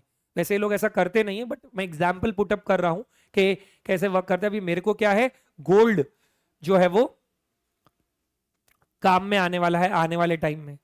अब मुझे लग रहा है आने वाले टाइम में गोल्ड की रेट बढ़ेगी, मेरे पास गोल्ड ऑलरेडी स्टॉक में पड़ा है ना, तो मैं वो यूज ही कर लूंगा। तो सिर्फ मैं क्या करूंगा, प्राइस रिस्क को हेज करूंगा। कैसे? फ्यूचर्स में एंटर करके, क्योंकि मेरे को डिलीवरी नहीं भी मिलेगी तो चलेगा क्या? हाँ, बट आज सपोज 95,000 रुपीज पर 10 ग्राम्स का 24 कैरेट अवेलेबल है और मैंने इस पे फ्यूचर एंटर कर दिया। फ्यूचर में मतलब एक महीने बाद, फ्यूचर एक फ्यूचर कॉन्ट्रैक्ट वाला फ्यूचर है और एक फ्यूचर भविष्य वाला फ्यूचर है। तो फ्यूचर में मतलब एक महीने बाद गोल्ड की प्राइस हो गई 1,02,000 पर 10 ग्राम। तो अगर गोल्ड की प्राइस बढ़ी तो क्या उसके फ्यूचर्स की भी प्राइस बढ़ेगी क्या? हाँ, लगभग इतनी बढ़ेगी। तो मुझे क्या हो गया, गोल्ड पे 7,000 रुपए पर 10 ग्राम का फायदा हो गया। मतलब मैं इन अ वे क्या हो गया, मेरा इफेक्टिव कॉस्टिंग कितना बैठा, 95,000 ही बैठा, क्योंकि तब मैं एक्चुअल खरीद भी लेता हूं तो मेरे को तो 7,000 रुपए यहां से मिल जाएगा। तो बहुत लोग डेरिवेटिव्स को अपने बिजनेस में अलग अलग पर्पस के लिए यूज करते हैं। लाइक मैंने इंपोर्टर एक्सपोर्टर का एग्जांपल दिया था, मैं इंपोर्टर हूं, मुझे पेमेंट करना है 1,00,000 का, आज प्राइस 80 है, 3 महीने बाद का सेटलमेंट है, तब प्राइस 88 एक्सपेक्ट कर रहा हूं मैं, बहुत ज्यादा हो जाएगा। बैंक के पास जाऊंगा, बैंक क्या फॉरवर्ड दे सकती है? हाँ, बैंक बोलेगी मेरे पास तो आज ही सुबह एक एक्सपोर्टर आया, उसके पास 3 महीने बाद $1,00,000 आने वाले हैं। मैं बोला बस डन कर दे, 80 रुपीज उसने मुझे कोट किया, तो 3 महीने बाद मैं क्या करूंगा, बैंक को 80 लाख दूंगा और $1,00,000 ले लूंगा, और $1,00,000 कहां भेज दिया मैंने? आगे। अब मेरा रिस्क जो है वो रिमूव हो गया। कैसे रिस्क रिमूव हुआ? अब डॉलर का प्राइस 90 हो या 70 हो, मेरी जेब से तो कितना जाने वाला है? हेजिंग का मतलब नुकसान नहीं हो रहा है, ऐसा नहीं हो रहा है, हेजिंग का मतलब अनसर्टिनिटी नहीं रही है। तो इट कैन बी इधर यूज फॉर हेजिंग पर्पस और it can be use for speculation purpose. Like मुझे लग रहा है कि चीज बढ़ेगी तो मैं लॉन्ग कर लूंगा, मुझे लग रहा है चीज गिरेगी तो मैं क्या कर दूंगा, शॉर्ट कर दूंगा। ये फैक्टर देखना है। कुछ आइडिया आया क्या कॉन्ट्रैक्ट्स के बारे में? पब्लिक बताइए, बताइए। ओके, सो ये हमारे पर्पस है। तो हम बहुत सारे अलग अलग सम्स देखेंगे रिगार्डिंग फॉरवर्ड्स, फ्यूचर्स, ऑप्शंस। पहले तो एक कॉन्ट्रैक्ट वर्क कैसे करते हैं, फिर इन कॉन्ट्रैक्ट्स का वैल्यूएशन कैसे होता है, सेटलमेंट कैसे होता है, और हम हेजिंग और स्पेक्यूलेशन में और क्या क्या नया कर सकते हैं, इतने पहलू हम देखेंगे। तो अभी तक मैंने थोड़ा फंडामेंटल पर्सपेक्टिव बताया। एग्जाम पर्सपेक्टिव से it is a bit of elongated chapter, ठीक है, where you will find lot of different varieties of questions, ठीक है। तो some or the other way in the initial few lectures we will just try and understand what the contracts are, mechanism कैसे होता है, ठीक है। Equity shares का mechanism ही नहीं पता तो फिर ट्रेड करके मतलब क्या, कि भाई वो तो बाइंग सेलिंग का पार्ट है। एक्चुअल अभी भी बहुत लोग क्या होता है, अभी कितने सारे स्टूडेंट्स का अभी तक कई बार आता है, सर इस कंपनी का तो 100% प्रॉफिट इंक्रीज हुआ है, फिर भी रिजल्ट वाले दिन उसका शेयर प्राइस बढ़ा ही नहीं। अरे बाबू, वो पहले से बढ़ चुका था, क्योंकि मार्केट्स फ्यूचर को डिस्काउंट करके चलता है। अब ये मैकेनिज्म आपको नहीं पता है तो कहीं थोड़े से हम अंधेरे में हैं। वैसे ही डेरिवेटिव्स वर्क कैसे करता है, वो मैकेनिज्म हमें सीखना है, वो बहुत इंपॉर्टेंट है, वो बहुत इंपॉर्टेंट है। तो अगर फ्यूचर्स में जो चीज ओवर द काउंटर हो रही, सॉरी फॉरवर्ड्स में जो चीज ओवर द काउंटर हो रही है, वही चीज फ्यूचर्स में कैसे होगी बोलिए? एक्सचेंज के थ्रू। तो सपोज मैंने अभी जो यही 2000 टन वाला एग्जाम्पल लिया वो वापस अगर रिपीट करूं और मैं फ्यूचर्स पे जा रहा हूं, तो मैं क्या करूंगा, मैं एक्सचेंज पे देखूंगा wheat futures. Suppose wheat futures 15 रुपए पर केजी पे अवेलेबल है, बोलिए। अब वो 15 रुपए पर केजी पे मैं क्या करूंगा, 2000 टन शॉर्ट कर दूंगा। क्यों शॉर्ट कर दूंगा 2000 टन? क्योंकि बेसिकली मुझे लग रहा है कि इसका प्राइस जो है वो क्या होगा, गिरे। अगर प्राइस बढ़ने वाला है, मैं कुछ करता ही नहीं ना, मेरे पास तो पड़े ही है माल, बढ़े हुए प्राइस पे बेच दूंगा। पर मैं क्यों एंटर कर रहा हूं, क्योंकि मुझे लग रहा है प्राइस गिरेगा।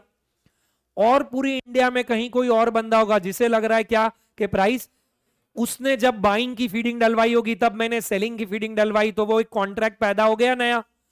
अब सेटलमेंट वाले दिन अगर रेट 17 होता है तो एक्चुअल डिलीवरी नहीं होगी। वो बंदा 40 लाख रुपए एक्सचेंज को देगा और एक्सचेंज 40 लाख रुपए मुझे देगा। ऑफ कोर्स इसमें ट्रांजैक्शन कॉस्ट, ब्रोकरेज, ये सब लगेगा। और वो 40 लाख एक दिन में नहीं होगा, वो रोज मार्जिन मार्जिन के थ्रू होगा, वो सब बताऊंगा। बट सिंपल पर्सपेक्टिव से देखे तो मेरे को पता ही नहीं है कि बायर कौन है और मेरे को चुपचाप ये मिल जाएगा अमाउंट। क्या यहां पे डिलीवरी की क्या मैंने? नहीं। ये कैसे सेटल हुआ? कैश। बाकी फ्यूचर और फॉरवर्ड का नेचर सेम ही है, सेम ही है। ये एनालॉजी मैं बहुत बार देता हूं, ठीक है, और मुझे लगता है बहुत ही ब्यूटीफुल एनालॉजी है टू अंडरस्टैंड, स्पेशली आप लोग भी उम्र के जिस नाजुक पड़ाव पे हो, ठीक है, ये एनालॉजी को शायद मेरे से और थोड़ा बेटर समझ पाओगे। Futures contract are more like arrange marriage, forward contracts are more like love marriage. Options आएगा विच इज लिव इन, वो भी बताऊंगा, ठीक है, वो भी बताऊंगा। बट कैसे समझते हैं, यहां पे पार्टी सामने वाली हम खुद ही ढूंढ रहे हैं क्या? लव मैरिज में हाँ ना में जवाब देना, लव मैरिज में खुद ढूंढ रहे हैं क्या? हाँ। अरेंज मैरिज में कौन इन्वॉल्व हो रहा है?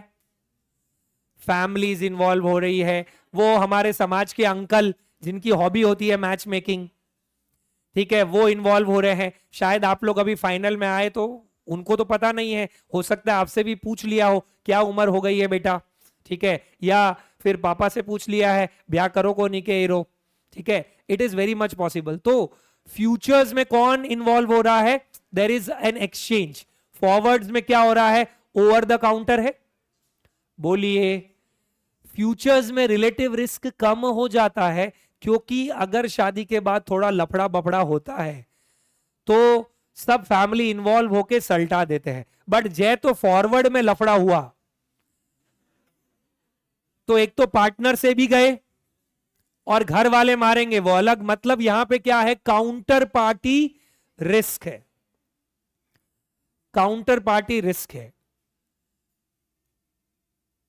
जनरली फ्यूचर्स में जब कॉन्ट्रैक्ट एग्जीक्यूट होगा तो दो पार्टीज मिलेगी, या तो डिपेंडिंग, ठीक है, अलग अलग सबका सेटअप होता है। कोई लोग होटल बुक करवाते हैं, ठीक है, कोई लोग घर पे सेटअप करते हैं, तो कुछ खर्चा लगता है, ठीक है, इनिशियली कुछ मार्जिन वाला पार्ट बनता है, ठीक है। फॉरवर्ड्स में जनरली ऐसा नहीं होता और ओवर द काउंटर यूं ही पता चल जाता है। तो what are forwards? They are more like which kind of part? ठीक है, they are more like there is counterparty risk, it is over the counter in nature, it is delivery based, ठीक है, and it is not exchange regulated. What are futures? They are exchange regulated, there is initial margin, there is no counterparty risk, and the settlement is mostly cash based, ठीक है। This is primary difference between forwards and futures. Options भी लेंगे हम लोग, but वो थोड़ा letter part पे आएगा। बट ये दोनों का बेसिक पहलू हमें पता होना चाहिए। तो मैं थोड़े से सिंपल सिंपल एग्जांपल्स पुटअप करता हूं, बताइए कि फायदा होगा कि नहीं होगा। फिर मैं फ्यूचर्स का मार्जिन जो है वो थोड़ा सा इंट्रोड्यूस करूंगा। जैसे कि सपोज आपने 1 kg गोल्ड फॉरवर्ड जो है वो लॉन्ग किया है, ठीक है, आपकी सेटलमेंट डेट क्या थी? Settlement date was 1 month from now, ठीक है, मे बी September 25 का एंड, ठीक है, और आपका जो प्राइस था दैट वाज बेसिकली ठीक है, अभी 1,00,000 रुपए 10 ग्राम का हो गया है, ठीक है, तो उसको 100 से मल्टीप्लाई करेंगे अगर हम लोग, तो 1000 ग्राम आएगा, तो ये 1 CR हो गया हमारा, ठीक है। इस पे अपने प्राइस लॉक की। अब एक्चुअल प्राइजेस ऑन सितंबर, ठीक है, क्या हो गई, फर्स्ट केस, ठीक है, आपकी प्राइस जो है गोल्ड की, ये प्राइस 1 CR की जगह पे हम लोग लिखते हैं इसको 1 लाख पर 10 grams, because that is the standard denomination, ठीक है। प्राइस हो गई आपकी 94,000। सेकेंड केस है, प्राइस हो गई आपकी 1,04,000। थर्ड केस है, प्राइस रही आपकी 1 लाख की 1 लाख की। फोर्थ केस है, प्राइस हो गई आपकी 90,000, ठीक है। फिफ्थ केस है, प्राइस हो गई आपकी 1,20,000। मुझे बताओ, अगर आपने फॉरवर्ड लॉन्ग किया है और 1 kg आपका अंडरलाइन था, हर एक केस में कितना फायदा नुकसान होगा? जब हम 94,000 पे पहुंचे तो बताइए क्या होगा? विल वी से 6,000 और will we put up it in absolute terms? Has to be absolute terms, क्योंकि टोटल प्रॉफिट और लॉस डिटरमाइन करना है हमको, ठीक है। तो ये तो 10 ग्राम्स का था हमारा, तो 94,000 हो गया। हमने लॉन्ग किया था कि शॉर्ट किया था? मतलब हम गोल्ड खरीदने वाले थे। खरीदने की क्या रेट नक्की की थी बोलो? 1 लाख रुपए नक्की कर दी थी। अब बाजार में आज की डेट पे कितना मिल रहा है? 94,000 पे मिल रहा है। मैं बाजार से नहीं खरीद पाऊंगा क्योंकि मैंने यहां पे वादा कर दिया है। जो वादा किया वो कुछ लोग नहीं निभाते, वो काउंटर पार्टी रिस्क है, बट नॉर्मली अगर हम फायदा नुकसान देखेंगे तो ये होगा। यहां पे मत बोलना सर मैं तो भाग जाऊंगा, क्यों ही देना है फिर, ठीक है। Because to find out profit और loss we need to determine this. तो यहां पे बोलो फायदा होगा कि नुकसान होगा? नुकसान होगा। कितने का नुकसान होगा? 6,000 पर 10 ग्राम्स। तो हम क्या करेंगे? 1000 डिवाइडेड बाई 10 इंटू 6,000, तो कितना हो जाएगा अगर हम देखें तो? 6 लाख। अच्छा, प्राइस 1,04,000 रुपए पर 10 ग्राम्स हो गई गोल्ड की, तो क्या होगा आपको? 4 लाख का फायदा हो जाएगा।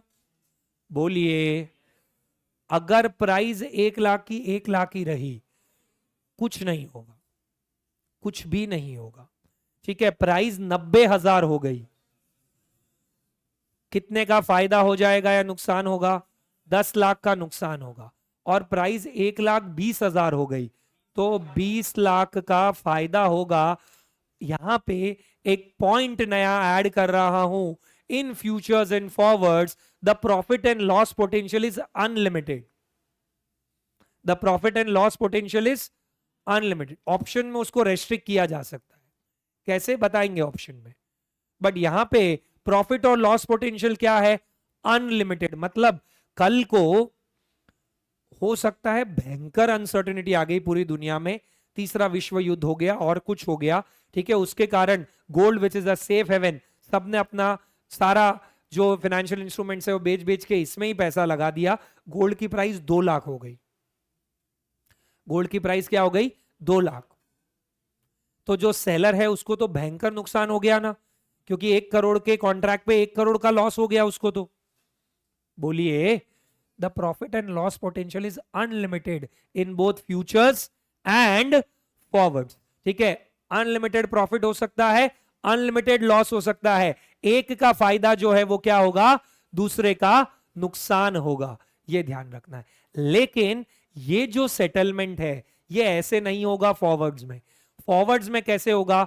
जो सेलर है वो मुझे सेटलमेंट वाले दिन क्या करेगा? वो मुझे 1 किलो सोना दे देगा, मैं उसे क्या करूंगा? 1 करोड़ रुपए दे दूंगा। अब मेरे पास आज की डेट में क्या है बोलो? 1 किलो सोना। अब मैं वो बाजार में बेचने जाऊंगा तो मुझे 94,000 पर 10 ग्राम के हिसाब से 94 लाख रुपीस मिलेंगे। तो मेरा जेब से गया कितना बताओ फटाफट? 1 करोड़। और अगर मैं बेचने गया तो आया कितना? तो 6 लाख का लॉस हुआ। ऐसे डिटरमाइन हो रहा है। आपको डिस्क्राइब डायरेक्ट ही कर सकते हो, पर मैं बता रहा हूं तरीका। केस 2 क्या होगा? मेरी जेब से गया कितना था? 1 करोड़, क्योंकि डिलीवरी ले ली थी मैंने तो। और जब बेचा मैंने तो मेरे पास आया कितना? अगर बेचा तो, ठीक है, 1 करोड़ 4 लाख। तो उस केस में क्या होगा, मुझे 4 लाख का फायदा हो जाएगा। ऐसे आपका बेसिस होगा। अच्छा, चेंज, एक और एग्जांपल। सपोज आपने अभी 10 केजी सिल्वर शॉर्ट किया है, ठीक है, स्पेसिफाइड डेट है अभी अक्टूबर एंड, ठीक है, रेट आपने नक्की की है 85,000 रुपीज पर केजी, ठीक है, 90,000 ले लेते हैं, चलो 90,000 रुपीज पर केजी, ठीक है। 10 केजी सिल्वर आपने शॉर्ट किया है। शॉर्ट किया है मतलब आप क्या एक्सपेक्ट कर रहे हो वो भी पता होना चाहिए। शॉर्ट वाले को कब फायदा होगा इस कॉन्ट्रैक्ट में, जब प्राइस गिरेगा। लॉन्ग वाले को कब फायदा होगा, जब price, long is equal to, कि आप बाय करने के लिए एंटर कर रहे हो, शॉर्ट इज इक्वल टू आप, ये नई टर्मिनोलॉजी से दिमाग में सेट करनी होगी, ठीक है। सो 10 केजी सिल्वर हमने क्या किया है, शॉर्ट किया है, स्पेसिफाइड डेट है हमारी अक्टूबर एंड, रेट है 90,000 रुपए पर केजी। मुझे ये बताओ फॉरवर्ड में आज कुछ लेन देन होगा क्या? आज तो कमिटमेंट हो गया है, बस जबान की वैल्यू है। आज कोई भी इनिशियल आउटफ्लो या इनफ्लो नहीं हो रहा। There is no margin involve at the start of the contract, कुछ इन्वॉल्व ही नहीं है, ठीक है। अब क्या करेंगे, अभी अलग अलग पुटअप कर देते हैं, 1 2 3 4 5, 5 अलग अलग रेट ले लेते हैं। सपोज रेट हो गई 60,000 रुपए पर केजी, सपोज रेट हो गई 1 लाख रुपए पर केजी, सपोज रेट हो गई 1,20,000 रुपीज पर केजी, ठीक है, सपोज रेट रही 90,000 रुपए पर केजी, एंड रेट हो गई 50,000 रुपीज पर केजी, ठीक है। तो हमें ये देखना है कि प्रॉफिट और लॉस क्या होगा। बहुत बेसिक फंक्शन है, but still I would want कि हम थोड़ा सा माइंडसेट इस पे डेवलप करें। तो अब हमने क्या किया, शॉर्ट किया है ना, शॉर्ट किया है मतलब हमने 90,000 पे बेचने का कमिटमेंट किया है, राइट। तो अभी बाजार में रेट 60,000 ही है, तो मैंने 90,000 पे बेचा होगा तो मुझे 90,000 मिला होगा। अगर सेम सिल्वर आज खरीदना है तो मैं कितने में खरीद सकता हूं, तो 30,000 पर केजी का तो फायदा हो गया ना मुझे। बोलिए 30,000 पर केजी इंटू 10 केजी कितना आ जाएगा, 3 लाख का फायदा या नुकसान। अगर आपने ऊपर वाले में देखा हो तो लॉन्ग में जब प्राइस नीचे जा रही थी मैंने नेगेटिव लिखा था, यहां पे जब प्राइस नीचे जा रही है तो मैंने पॉजिटिव लिखा है। Point to be noted is short will gain when the price falls and long will gain when the price rises, and vice versa, and vice versa. क्योंकि अब देखो यहां पे ड्यू डेट वाले दिन क्या होगा, मैं सेलर हूं, ठीक है, मैंने 10 केजी सिल्वर दे दिया इसको, ये मुझे कितना देगा, 9 लाख रुपए। सपोज वो 10 केजी सिल्वर मैंने आज ही सुबह सुबह खरीदा था, तो मेरे को कितने में मिला होगा अक्टूबर एंड पे, वो 60,000 पे, मतलब 6 लाख पे मिला होगा, मेरे को 9 लाख मिल गया, तो 3 लाख का गेन हुआ ना, वो ये डिस्क्राइब कर रहा है, ठीक है। ओके, अगर 1 लाख रुपए पर केजी हो गया तो क्या होगा बोलिए, 1 लाख पे 1 लाख का नुकसान हो जाएगा। 10 पर केजी है इसलिए ध्यान रखना, ठीक है, पर केजी नहीं, हमें तो कॉन्ट्रैक्ट साइज भी देखना है, ठीक है। तो साइज 10 केजी है, पर केजी मुझे 10,000 का लॉस हुआ, 10,000 इंटू 10 करेंगे तो कितना आ जाएगा, 1 लाख। तो यहां 1 लाख नेगेटिव कर दूंगा मैं। 1,20,000 पे क्या होगा बोलिए, 30,000 इंटू 10 मतलब 3 लाख का लॉस हो जाएगा। बोलिए 90,000 पे क्या होगा, कुछ भी नहीं। 50,000 पे क्या होगा, 4 लाख का प्रॉफिट।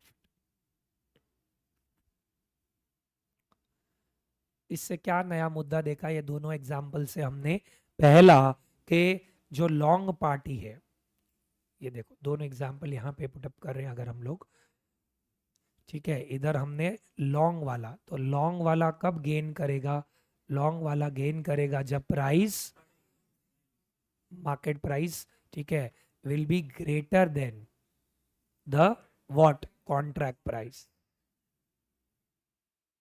ठीक है। और लॉन्ग वाला लॉस कब करेगा, जब ये वाइस वर्सा हो, ठीक है। और यही चीज शॉर्ट के पर्सपेक्टिव से देखें तो शॉर्ट वाला क्या होगा, अगर मार्केट प्राइस ग्रेटर हुई कॉन्ट्रैक्टेड प्राइस से, डेरिवेटिव्स भाषा में उसको कॉन्ट्रैक्ट प्राइस नहीं बोल के बोलते हैं स्ट्राइक प्राइस। क्या बोलते हैं, स्ट्राइक प्राइस। ठीक है, आएगा वैसे वो आगे धीरे धीरे। अगर मार्केट प्राइस ज़्यादा है, स्ट्राइक प्राइस कम है, तो मैंने तो स्ट्राइक पे बेच दिया, बाजार में रेट बढ़ गई, तो मुझे क्या हो जाएगा, लॉस। और ये वाइस वर्सा होगा तो क्या हो जाएगा, गेन। गेन। इतना क्लियर है क्या गाइस सबको, बोलिए। अभी एक बहुत इंपॉर्टेंट डिस्टिंग्विशमेंट और बता रहा हूं। जब हम फ्यूचर्स में जाते हैं ना, तो मेरा स्टैंडर्डाइज्ड कॉन्ट्रैक्ट का मतलब ही यही होता है कि जो कॉन्ट्रैक्ट साइज होगा ना, वो भी पहले से नक्की होगा। I can not modify it, I can go into multiples of it.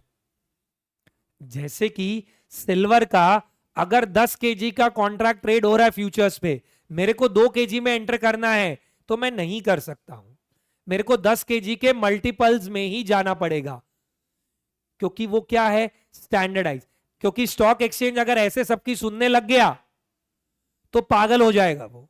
अगर आपने इक्विटी मार्केट्स में भी कभी देखा हो, तो कभी भी कोई भी स्टॉक का अगर आपने फ्यूचर्स देखा हो, तो वो फ्यूचर्स में उसका लॉट साइज दिया हुआ होता है। अगर उसकी मार्केट प्राइस कम होती है तो लॉट साइज ज्यादा शेयर्स का होता है, अगर मार्केट प्राइस बड़ी होती है तो लॉट साइज कम का होता है, ताकि मोटा मोटी 10 से 20 लाख के बीच का कॉन्ट्रैक्ट बने। वो हम नक्की नहीं कर सकते हैं। वो लोग यार मुझे तो 50 शेयर के लिए ही फ्यूचर्स में एंटर करना था, उसका लॉट साइज 1000 है, तो अलाउड ही नहीं होगा। क्योंकि ये क्या है, स्टैंडर्डाइज्ड कॉन्ट्रैक्ट। क्या है, स्टैंडर्डाइज्ड कॉन्ट्रैक्ट। एक बार मैच मेकिंग के लिए अंकल के पास चले गए, तो फिर थोड़ा उनके हिसाब से चलना पड़ेगा। कोशिश की थी हमने, हमारे हिसाब से हुआ नहीं, तो अब उधर चले गए। फॉरवर्ड में यही तो हो रहा है, आप ट्राई कर रहे हो पहले कस्टमाइज बैठ जाए, नहीं बैठा। अगर नहीं बैठा तो फिर जो उन्होंने नक्की किया वो होगा।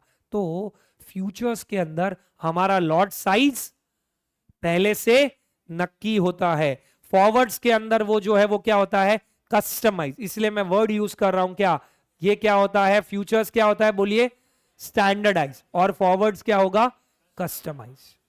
कस्टमाइज्ड, वो ध्यान में रखना है। And this is how principally the basic distinguishment. फायदा नुकसान दोनों में सेम ही तरीके से हो रहा है, बट एग्जीक्यूशनल डिफरेंसेस है।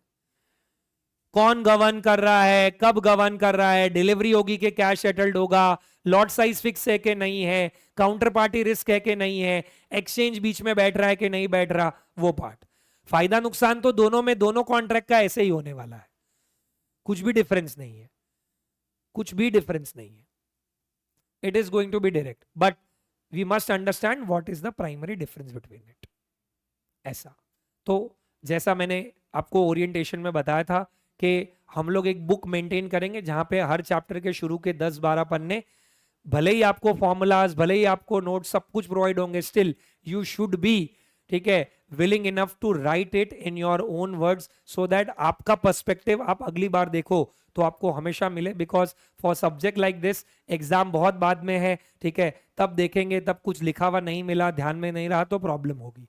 तो इसीलिए आप उसको नोटिंग में लेंगे। तो चलो कुछ चीजें हम लोग लिखेंगे अभी। सबसे पहले हम लोग क्या लिख रहे हैं, डेरिवेटिव्स। 3 कीवर्ड्स लिख रहा हूं मैं, क्या लिखेंगे, क्या है ये, एक फाइनेंशियल इंस्ट्रूमेंट, ठीक है, जो क्या करेगा, डिराइव करेगा, derives it's value from underlying asset. From underlying asset. ये अंडरलाइंग असेट क्या हो सकता है, उसके ऑप्शंस लिख देंगे हम लोग। क्या हो सकता है, इट कैन बी स्टॉक्स, मतलब equities, it can be bonds, it can be interest rates, it can be gold, silver, commodities I mean to say, it can be as complex as weather derivatives. हम लोग कितने derivatives के बारे में समझने वाले हैं? ठीक है, 4 एरियाज ऑफ ऑपरेशन रहेगी हमारी चैप्टर में। पहला फॉरवर्ड्स, दूसरा फ्यूचर्स, तीसरा ऑप्शंस और चौथा स्वॉप्स। ठीक है, ये चैप्टर में हम लोग इन 3 के बारे में ज्यादा पढ़ेंगे। स्वॉप्स हम लोग थोड़ा IRRM चैप्टर नंबर 12 जो है उसमें पढ़ेंगे।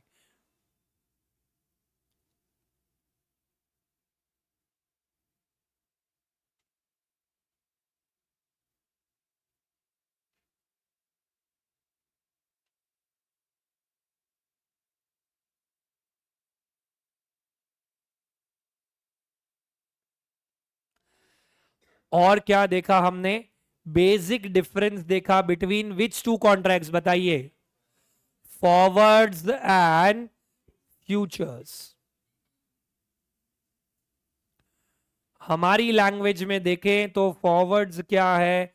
Quite similar to love marriages. ठीक है, जबकि फ्यूचर्स क्या है? More of arranged marriage. ठीक है, फॉरवर्ड्स आर डिलीवरी बेस्ड। ठीक है, यहां पे मैं सेटलमेंट का नेचर लिख देता हूं। ठीक है, फॉरवर्ड्स नॉर्मली कैसे सेटल्ड होंगे? ठीक है, डिलीवरी बेस्ड। जबकि फ्यूचर्स जो है वो कैसे सेटल्ड होंगे? Cash based. ठीक है, फॉरवर्ड्स में जनरली रेगुलेटेड नहीं होता है। ठीक है, और फ्यूचर्स अगर देखें तो ये क्या होता है? एक्सचेंज के द्वारा रेगुलेटेड होता है, ये OTC इन नेचर होता है। ठीक है, फिर इनिशियल इन्वेस्टमेंट फॉरवर्ड्स में जनरली नहीं होगा। फ्यूचर्स में हम लोगों को क्या पे करना होता है? Margin money. वो हमारा कल का जो है वो टॉपिक है कि इनिशियल मार्जिन, मेंटेनेंस मार्जिन हमारा कैसे वर्क करता है। उसके बाद काउंटर पार्टी रिस्क। फॉरवर्ड्स में एग्जिस्ट करता है कि नहीं करता है काउंटर पार्टी रिस्क? बताइए। करता है। फ्यूचर्स में काउंटर पार्टी रिस्क जो है वो नहीं करता है। ठीक है, क्योंकि हम लोग मार्जिन मनी मंगा लेते हैं तो एक्सचेंज जनरली उस रिस्क को शील्ड करता है। Exchange shields the risk. ठीक है, और फॉरवर्ड जो है वो जनरली कस्टमाइज्ड नेचर के होते हैं। फ्यूचर्स जो है वो क्या होंगे? स्टैंडर्डाइज्ड नेचर के होंगे। जैसे कि इसमें क्या नक्की होगा? लॉट साइज पहले से नक्की होगा। ठीक है, फिर सेटलमेंट डेट पहले से नक्की होगा, हम उसको नहीं कर सकते हैं। ये कस्टमाइज्ड है, मतलब ये सारी चीजें क्या होगी? टेलर मेड होगी। टेलर मेड मतलब हम लोग हमारे हिसाब से टेलर को नाप देके चीजें कर सकते हैं। सिमिलर पैटर्न में हमारे हिसाब से दोनों पार्टी गवर्न करके उस चीज को नक्की कर सकती है। तो फ्यूचर्स इज मोर लाइक कहीं जाके कुछ मिल रहा है वो ले लिया, स्टैंडर्डाइज्ड। ठीक है, यहां पे क्या है? ये कस्टमाइज्ड। फॉरवर्ड्स में ज्यादा पॉपुलर नेचर के कॉन्ट्रैक्ट कौन से होते हैं? फॉरेक्स वाले, क्योंकि जो इंपोर्टर एक्सपोर्टर है वो जनरली वहां पे डिलीवरी ले लेते हैं, या फिर एग्रीकल्चरल कमोडिटीज वाले। जबकि फ्यूचर्स में जो ज्यादा पॉपुलर कॉन्ट्रैक्ट्स है वो किसके होंगे? इक्विटीज वाले, क्योंकि उसमें शेयर्स हम अब डिलीवर कर देंगे ऐसा कभी नक्की नहीं होता। एक्सचेंज के थ्रू करे तो ज्यादा बेटर है, ज्यादा बेटर है।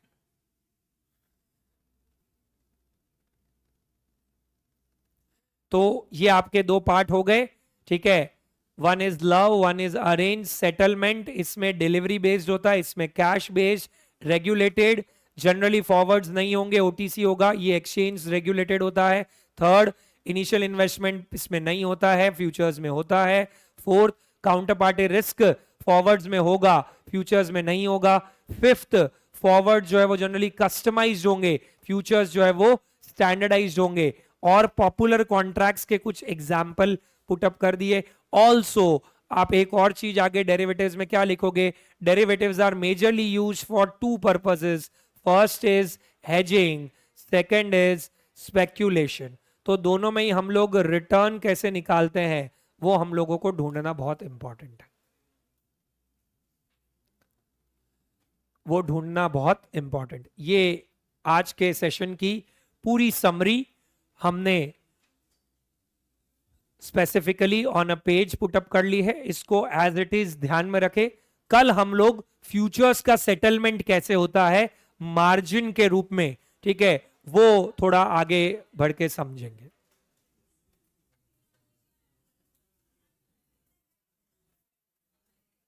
Recording stopped.